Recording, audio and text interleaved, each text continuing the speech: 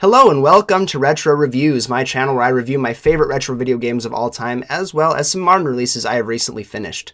I was going to review a retro video game this week, but I've been sick for the last 4 or 5 days. I'm just barely getting my voice back. So I'm going to do a quick video on an indie gem that I finally played recently, and that is House's Untitled Goose Game. This game is absolutely phenomenal. It's one I'd seen when it was first announced. I thought it was a really funny concept, and then when reviews started coming out and seeing that they were really positive, I was very intrigued. And I finally got around to playing it because it was free on PlayStation Plus Extras tier. So I finally got around to picking it up, and I had a really marvelous time. The premise is really simple. You play as a goose who is just trying to make life a living hell for everybody around you. You're just trying to annoy all the people that you can. It's very funny, like a goose normally would. This controls are super simple. You can duck, you can spread your wings out and flap them, you can swim, and you can pick things up with your beak or drag them along if they're too heavy.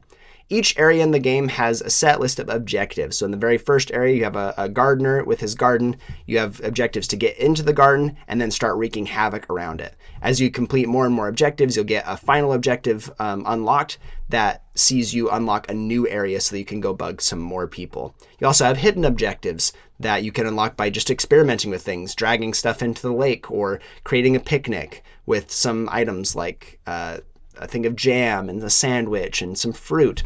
It's very funny, it's very clever, and it plays perfectly smooth. It's really nice to control. I think the developers pulled off a really fantastic game here. What it pairs exceptionally well with the gameplay is the soundtrack. It's an interesting pairing with this idea of you being this jerk goose.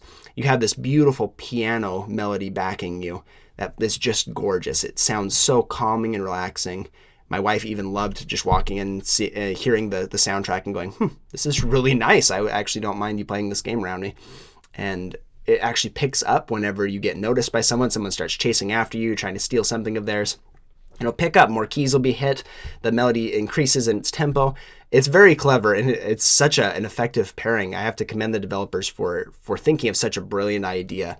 The soundtrack and the gameplay just work hand in hand with each other. So you'll go from area to area completing objectives and completing the secret objectives, and after you've gotten to the next area, you'll annoy some other people. The first area, like I said previously, is a garden. Second area is like a little shopping area with a kid playing with a toy, another person selling some things out in front of her store. You have another person with like an electronics store that you can break into and get on the cameras and put yourself on TV. It's very funny. Each area is unique and really makes you think about how you want to solve. It gives you a list of objectives, but you don't really know how to pull them off. You'll have things like make the boy lose his glasses or replace them with a different pair of glasses. You'll have to steal a pair of glasses from the little shop next door and leave them after you get the kid to untie his shoes. He'll trip over himself trying to run away from you, and you put some new glasses next to him and he puts those on instead of his real ones. It's very funny. Each of the objectives is really clever, and experimenting with different items will cause chain reactions to unlock a new objective or get you past a certain area. It's exceptionally clever. I love what House did. Each area is super fun to complete. Not a super long game. You can probably finish everything in the game in 3 hours, maybe even 2 if you're really speed running. It's really fun though. Everything feels unique and fresh. Nothing feels like it's too difficult, but at the same time, it's challenging enough that it really makes you think. You may have to experiment a few times to try and get something to work in each area. Once you finish the game, you'll have the opportunity to go back through each individual area and do a speed run of sorts. You have 7 minutes to complete all the main objectives of the area to unlock a trophy for it.